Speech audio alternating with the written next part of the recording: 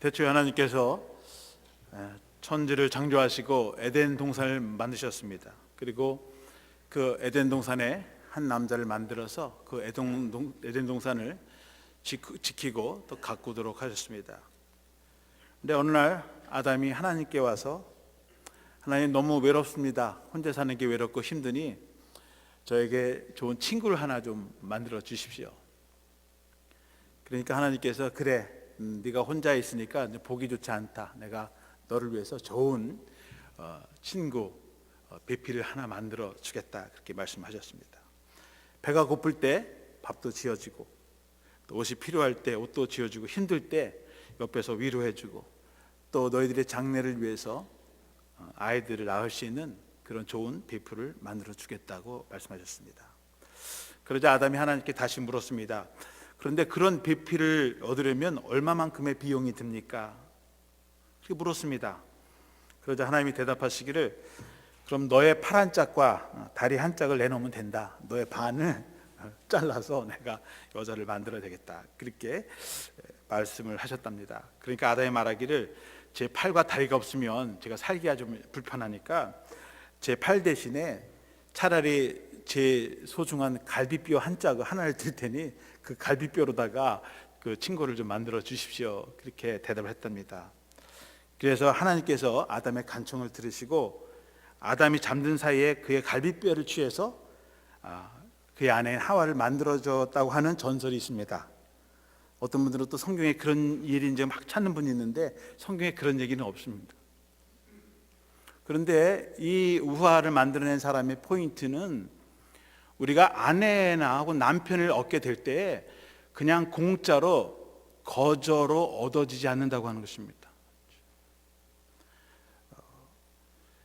자신이 어떤 필요한 것이 있을 때에, 또 기대하는 것이 있을 때 그냥 하나님께서 주시지 않는다는 거예요.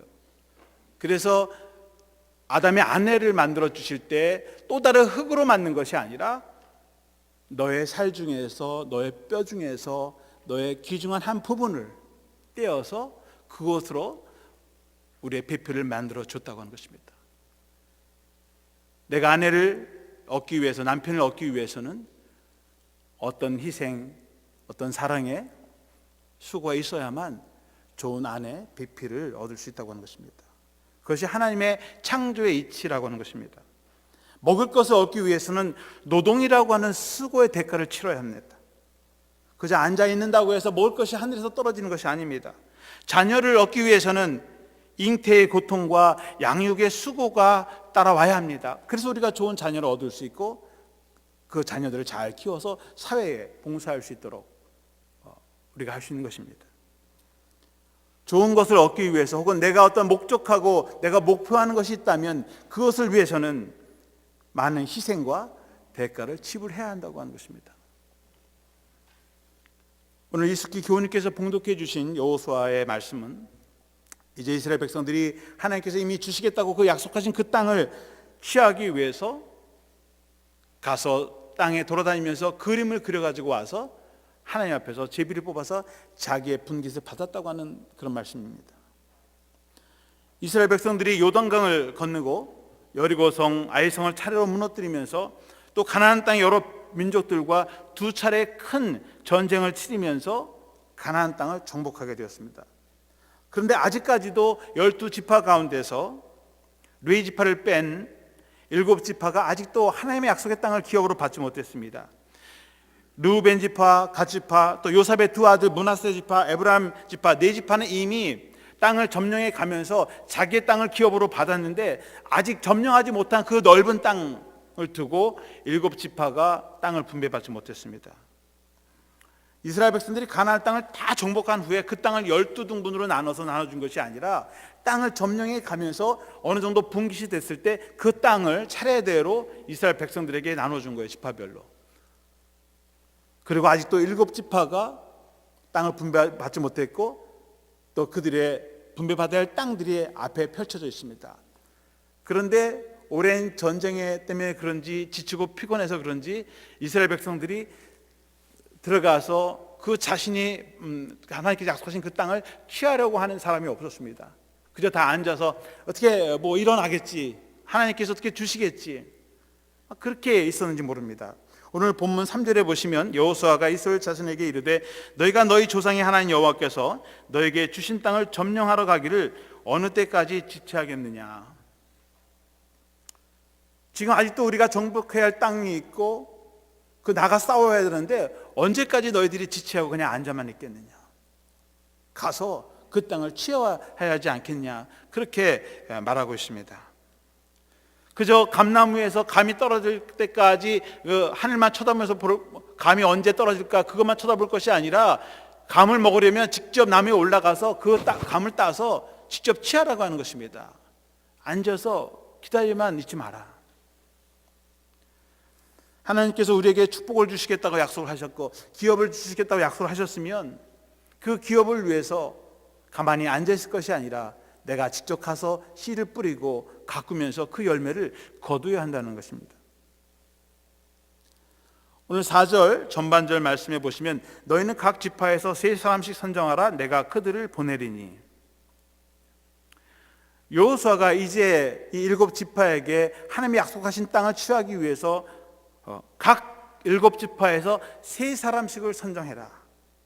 그리고 내가 그들을 보낼 것이다.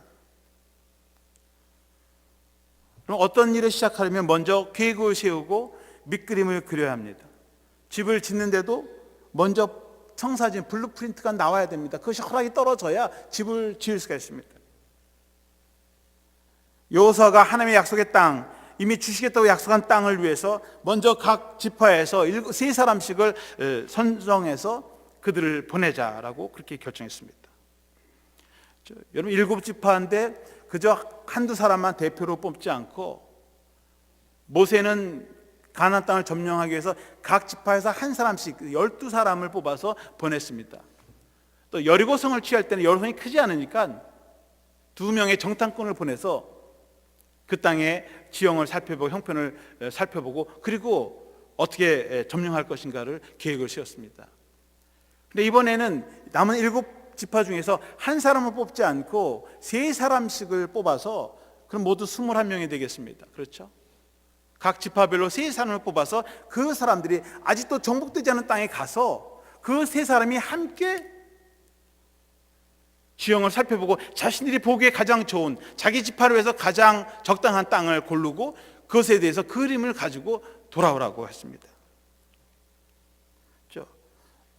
하나님의 비전, 하나님의 약속의 땅을 얻는데도 혼자 여호수아가 앉아서 야 내가 구상을 해서 야 이쪽 저쪽 7개로 나눠서 야 가져라가 아니라 여호수아가 각 지파별로 3사람씩을 공평하게 뽑아서 그들을 보내서 그들이 원하는 그림을 가지고 와라. 하나님의 비전은 혼자 세워가는 것이 아니라고 하는 것입니다. 함께 그림을 그리는 것이다. 또 어떤 사람들도 소외당하지 않고 그 그룹에서 그 지파에서 정말 이 사람 정도면 우리를 위해서 아름다운 그림 비전을 가질 수 있다고 하는 사람들을 대표로 뽑아서 그들이 가서 그림을 그려오는 것입니다. 한 사람의 의견도 아니고 적어도 3사람이 함께 모여서 의논해가면서 의견을 나누면서 그리고 그 의견을 종합해서 하나의 그림을 그리라고 하는 것입니다. 오늘 오후에도 비전 수련회가 있습니다. 또 저희들이 젊은 비전 팀들도 만들었습니다.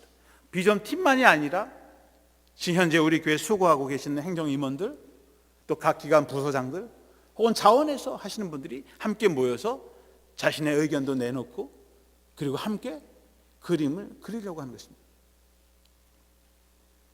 목회자가 기도하면서 하늘에서 하나님께서 어떤 그림을 그려주시겠지, 이것이 하나님이 주신 그림이다 흔들려고 하는 것이 아니라 여호수아가 기도하면서 아니 이미 하나님께서 우리에게 주신 기업이 있는데 정말 맞는 것, 가장 좋은 것, 그들이 원하는 것 가서 직접 그려오라고 하는 것입니다.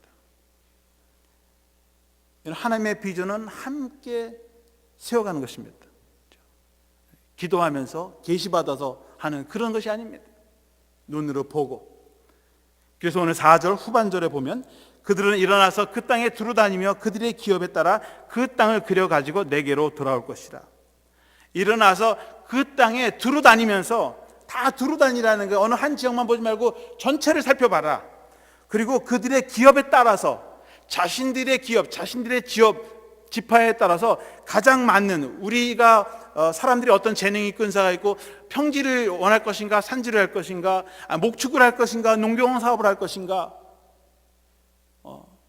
물이 가까운 것일까, 물이 먼 것일까, 그런 자기 지파 기업에 맞는 땅을 선정해서 그리고 그림을 함께 그려오라고 하는 것입니다.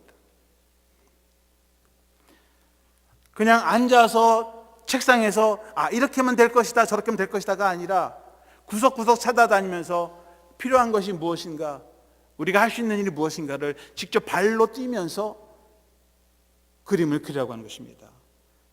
여호수아 1장 3절에 보시면 내가 모세에게 말한 바와 같이 너희 발바닥으로 밟는 것은 모두 내가 너에게 주었노니, 하나님께 모세에게 약속하기를 네가 발바닥으로 밟는 땅은 내가 다 주겠다. 여호수아에게도 동일하게 그렇게 말씀하고 있고 오늘 우리들에게도 너희들이 밟는 땅은 주겠다.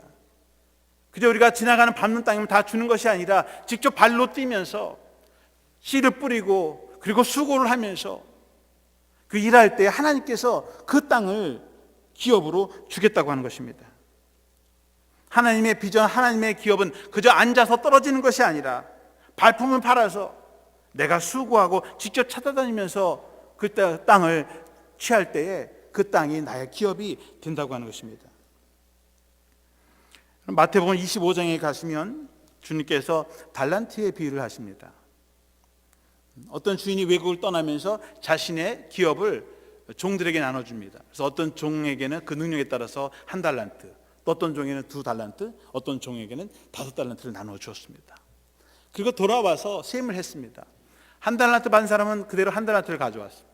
2달란트 가져온 사람은 2달란트를 더 남겨서 가져왔고요. 5달란트를 받은 사람은 5달란트를 가지고 왔습니다.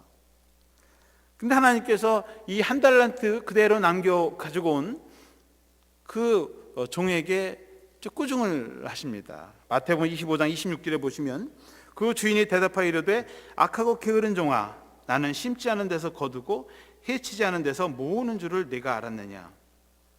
근데 이 주인이 야단치는 것이 내가 너에게 하나를 줬는데 너는 고작 하나밖에 가져오지 못했니? 다른 사람은 2개를 남기고 다른 사람은 5개를 남겼는데 넌 고작 하나 그대로 가져왔냐고 야단치지 않습니다. 그 야단 맞은 이유는 하나 자체를 그대로 가져와서 야단 맞은 게 아니라 심지 않고 심지도 않은 데서 거두고 해치지도 않으면서 모았다고 하는, 아무것도 하지 않고 아무것도 수고도 하지 않고 그냥 앉아서 그대로 가져왔다는 그것을 게으르다고 악하다고 이야기한 것이고, 자신의 주인이 그렇다는 거예요. 당신은 심지도 않고 거두고 해치지 않으면서 모으고 수고하지 않으면서 불로소설 걷는 그런 사람 아닙니까? 그래서 주인이 화가 난 거예요. 너는 내가 그런 사람인 줄 아니? 나도 이 재산을 위해서 얼마나 많은 것을 심었고 얼마나 많은 노력을 했는데 고작 내가 나를 그렇게 보느냐는 거예요. 그래서 악하고 게으른 거예요. 일을 하지 않았고, 두 번째는 자기 주인에 대해서 제대로 보지 못했기 때문에 이 악하고 게으른 증이라고 야단을 치는 것입니다. 여러분, 오늘날 세계적으로 굉장히 경제적인 어려움을 겪고 있습니다. 한국에서 최근에 오신 분들 이야기 들으면 참 힘들다고 합니다.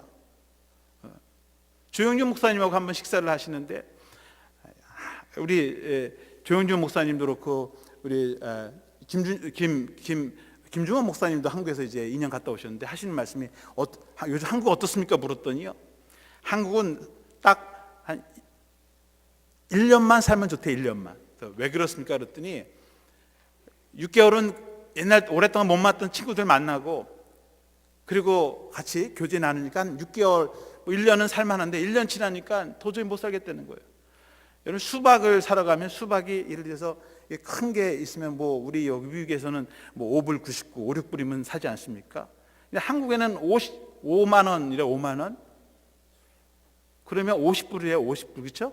50불. 10배나 비싸요. 그래서 수박도 마음대로 못 먹고요.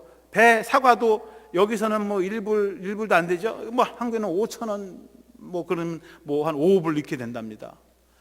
먹고 싶은 것도 마음대로 못 먹고 물가가 너무 비싸서 말이죠. 살 수가 없답니다. 그런데 여러분, 우리가 이 세상에서 일을 하고 수고해도 나는 열심히 일을 하는데 회사가 어려우니까 레이업을 당합니다. 나는 잘못한 게 없어요. 나는 최선을 다했는데도 회사에서 자금이 없으니까 직원들을 줄이는 것입니다. 나는 열심히 수고하고 땀 흘려서 내 기업 직장을 이루었는데 장사가 안 되는 거예요. 사람들이 돈이 없으니까 물건을 사지 않습니다. 그래서 문을 닫게 되는 경우도 생깁니다. 나의 노력과 의지가 상관없이 그런 사람에게 하나님께서 야, 너는 사업 하나 제대로 못했니? 너는 회사에서 어떻게 했길래 그렇게 너는 해고를 당하니? 그렇게 야단치시지 않는다는 거예요. 왜? 내가 최선을 다했기 때문에. 오히려 그 사람들에게는 세상에서 수고하고 무거운 짐진 자라 다 내게 와. 내가 너희를 쉬게 했다. 얼마나 고생이 많았니? 오히려 위로해 주신다는 거예요. 왜? 내가 하나님 앞에서 최선을 다했기 때문에. 때로는 내가 최선을 다했어도 결과가 내가 원한 대로 얻어지지 않을 때가 있습니다. 하나님은 그 결과를 보고 판단하는 분이 아니시죠. 얼마나 내가 하나님께서 맡겨주신 사명 직분을 감당하고 성실하게 했느냐에 따라 하나님의 판단이 결정이 되는 것이지 단순히 그 결과만 가지고 우리를 판단하시는 분이 아니라고 하는 것입니다. 성실하게 수고하고 땀 흘려 일하는 사람들을 착하고 충성된 종이라고 칭찬하시는 것입니다. 잠언서 6장 9절에서 11절에 보시면 게으른 자여 내가 어느 때까지 누워 있겠느냐, 내가 어느 때에 잠이 깨어 일어나겠느냐, 좀 더 자자, 좀 더 졸자, 손을 모으고 좀 더 누워 있자 하면 네 빈궁이 강로같이 오며 네 궁핍이 군사같이 이르리라. 성경에서 말하는 게으른 자라고 하는 건 자신이 할 일을 하지 않고 좀 더 자고 좀 더 눕고 손을 모으고 다 귀찮아 아무것도 하지 않는 바로 그런 사람들이 게으른 사람이고 하나님 보시기 딱한 사람입니다. 비전은 앉아서 머릿속으로만 그려지는 것이 아니라 오늘 하나님께서 나에게 주신 사명이 있다면 또 목적이 있고 목표가 있다면 그 일을 위해서 오늘 내가 그 씨를 심는 것입니다. 비전은 자신이 꿈꾸고 소화하는 그 일에 믿음과 확신을 가지고 직접 두 발로 뛰어다니면서 내가 할 수 있는 일을 최선을 다하면서 시적인 그림, 청사진을 그리는 것입니다. 그리고 그 결과를 하나님 앞에 맡겨 내어드리는 것입니다. 6절에 보시면 그 땅 7부분으로 그려서 이곳 내 곳으로 가져오라, 내게로 가져오라. 그러면 내가 여기서 너희를 위하여 우리 하나님 여호와 앞에서 제비를 뽑으리라. 근데 한 가지 흥미로운 사실은요, 7지파 사람들이 가서 그림을 가져왔습니다. 그러니까 그림이 7개입니다. 그러면 하나님 앞에 가져왔으면 기도를 하고 그 가져온 그림대로 A지파에는 A 그림, B지파 그림은 B지파, C는 C 그렇게 가야 되는데 여호수아가 그렇게 나눠주질 않습니다. 실로의 회막, 하나님의 성막에 있는 곳에 모여서 그 하나님 앞에서 그 7개의 그림을 놓고 제비를 뽑습니다. 제비를 뽑아서 뽑히는 것이 그 지파 거예요. 그러면 A지파가 그린 그림을 A지파가 가질 수 있는 확률은 뭐 백발백중이에요? 백발백중 내가 그린 대로 다 갔습니까? 아니죠. 7분의 1. 참 희한하죠. 내가 그림 A지파가 그린 그림이면 그건 A지파에 가야 되고 B지파가 그랬으면 B지파로 가야 되는데 그것을 무작위로 해서 제비뽑기라고 하는 것은 그저 운에 맡기는 것이 아니라 하나님 손에 맡기고 하나님께서 그 결과를 우리에게 주십시오라고 해서 믿고 제비를 뽑는 거거든요. 그랬을 때 뽑아서 내가 그린 그림, 내가 그린 계획대로 가질 수 있는 확률은 7분의 1이다. 그러면 내가 계획하고 꿈꾸는 일대로 되는 확률과 내 계획대로 되지 확률은 어떤 것이 높습니까? 국민학교 나오신 분은 다 알죠. 내가 그린 그림대로 가질 수 있는 확률이 더 적다. 자, 그러면 또 한 가지 문제를 내겠습니다. 7개 A부터 1부터 7개의 그림이 있는데 여러분 그 7개 중에서 어떤 그림이 가장 좋은 것입니까? 여호수아가 볼 때 자기 지파가 그린 그림은 자기가 볼 때 제일 좋은 거죠. 그렇죠? 자기 입장에서부터. 그런데 여호수아가 7개의 그림을 놓고 제비를 뽑을 때 어떤 그림이 제일 좋은 것입니까? 여호수아가 볼 때 다 1번 다 똑같습니까? 아니면 A, B, C 순입니까? 아니면 다 다릅니까? 여러분 여호수아가 볼 때는 다 좋은 그림이에요. 그렇죠? 여호수아가 볼 때는 A도 B도 C도 다 좋은 거예요. 왜냐하면 가장 좋은 것을 그려왔으니까.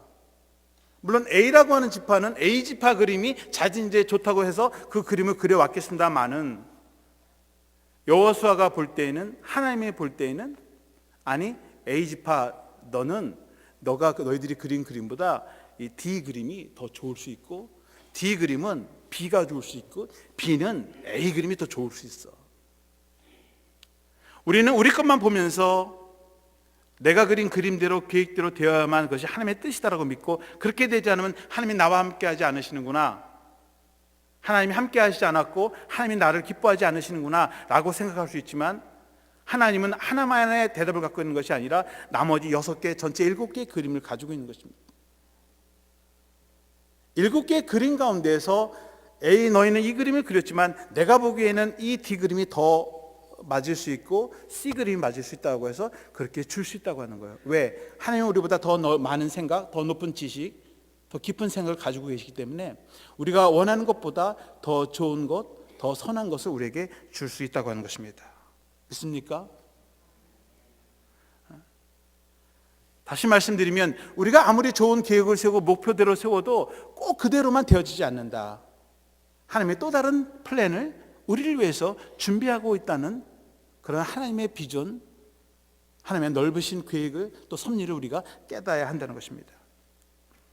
여러분, 제가 저희 지난 봄에 텃밭이 있습니다. 작년에 아버님 어머님이 텃밭을 하나 만들어 주셔서 거기다가 밭에다가 이제 이것저것 야채를 심는데, 집사람하고 상의를 해서 거기에 우리 이제 가지수를 정했습니다. 도마도, 그다음에 상추, 또 호박이 비싸더라고요. 그래서 오이, 그렇게 해가지고 4가지를 정해서 심었습니다. 그런데 호박하고 오이를 그 모종을 사면서 우리 4개씩 심자, 공평하게 이렇게 심었습니다. 호박과 오이가 자랍니다. 그런데 꽃이 피고 열매가 맺기 시작하더라고요. 오이를 하나쯤 먹기 시작하는데 호박은 얼마나 많이 자라는지 막 걷잡을시 자라더라고요. 얘가 자라더니 나중에 오이밭이며 상추며 같은 시간이 아니라 결국은 오이는 한 2개 먹다가 다 말라 비틀어 죽고요, 호박밭이 돼버렸습니다. 상추고 뭐고 초토화됐어요. 호박이 막 일주일에 4-5개씩 열립니다. 뭐 감당을 못할 정도로. 그래서 몇 사람들 이렇게 나눠줍니다. 수요일 날 오시는 분, 새벽기도 오시는 분들 그냥 그때마다 이렇게 나눠줘서 같이 나눠 먹었습니다. 희한하죠? 똑같이 물을 주고 똑같이 잡초를 뽑아주고 하는데, 이 오이는 자라다가 한 2개 열매 맺더니 푹 시들어서 먹지도 못하고요, 호박은 왜 이렇게 잘 자라는지. 물론 제가 오이를 특별히 재배하는 방법을 알려서 더 거름을 주고 뭐 더 가꾸면 좀 나아질 수 있었을 것입니다만은 그 방법은 몰라요. 저는 똑같이 물을 주고 제가 할 수 있는 걸 똑같이 했는데 전혀 다른 결과가 나와버렸다는 거예요. 제 능력으로 어떻게 할 수 있습니까? 아니죠. 하나님이 하시는 일이죠. 제가 한 거라고는 심고 물을 주는 일이고, 그걸 자라게 하시는 분은 하나님이고, 그 결과를 주신 분은 하나님이지, 그 결과까지도 제가 어떻게 할 수가 없다는 것입니다. 여러분, 하나님의 비전, 하나님의 일, 또 우리가 인생에 있어서 목표를 세우고 목적을 세워도 다 내 방식대로 계획대로 되면 좋은데 그렇지 않은 경우가 더 많은 것 같아요. 확률적으로 보면 7:1 비율. 여러분들이 국민학교 때, 중학교 때 공부할 때, 야, 나는 이 다음에 미국에 가겠다고 결단하고 오신 분이 있습니까? 있을 수 있겠죠. 오셔서 나는 미국에 가면 저 포깁스에서 나는 내 인생을 살 거야. 그리고 이미 알고 오신 분 있습니까? 없잖아요. 하나님께서 우리의 길을 인도해 주시고, 미국에 가서도 어디로 갈지, 여러 개의 도시가 있지만 뉴욕도 있고 LA도 있고 시카고도 있고 있지만, 돌아서 저 같은 경우는 달라스에 가서, 야, 달라스에 내가 있을래나 보다. 그리고 시카고에 있을래나 보다. 또 뉴욕에 와서도 또 커네디컷, 다시 뉴욕, 그리고 다시 포킵시. 한 7번 옮겼네요.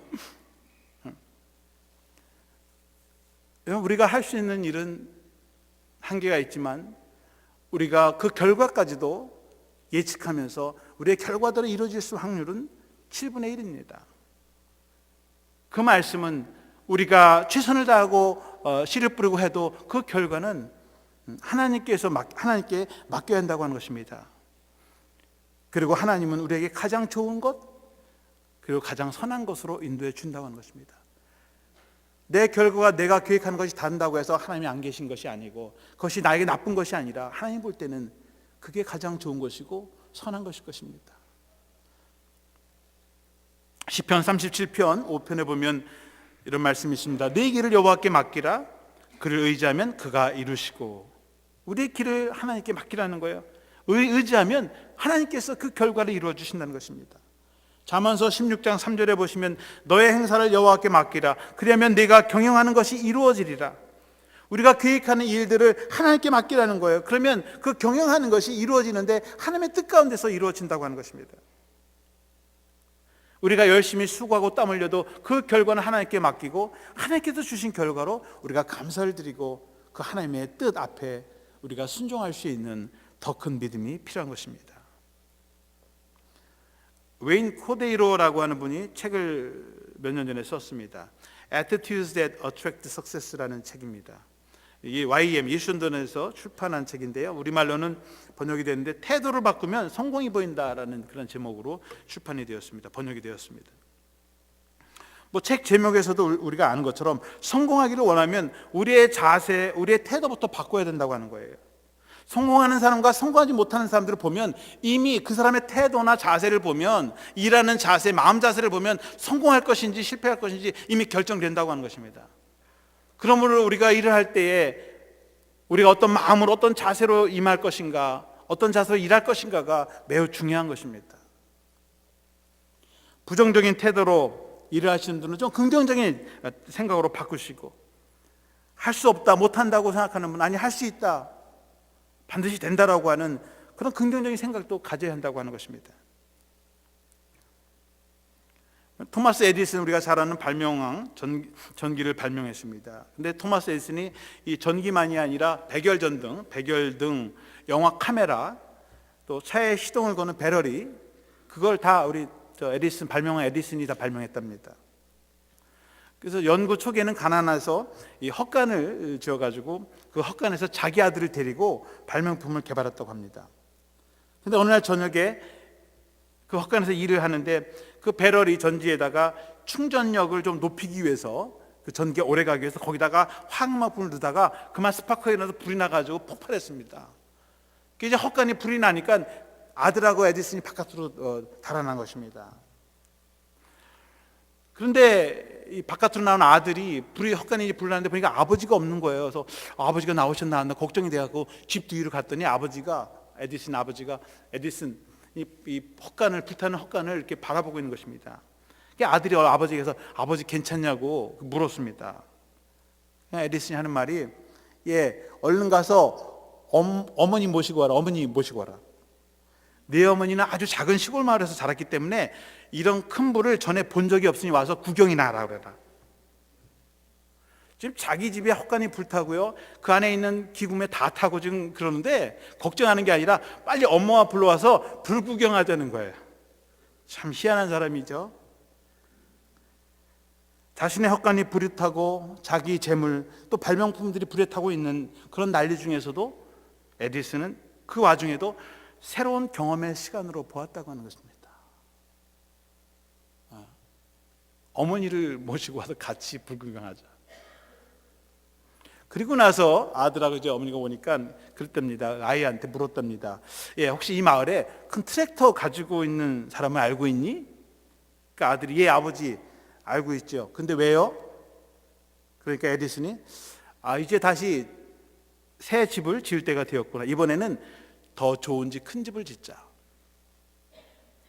실패했다고 해서, 불이 났다고 해서 실망하고 주저앉는 것이 아니라 오히려 그 실패가 더 큰 집, 새로운 곳을 구상할 수 있는 출발의 신호탄이 되었다고 하는 것입니다.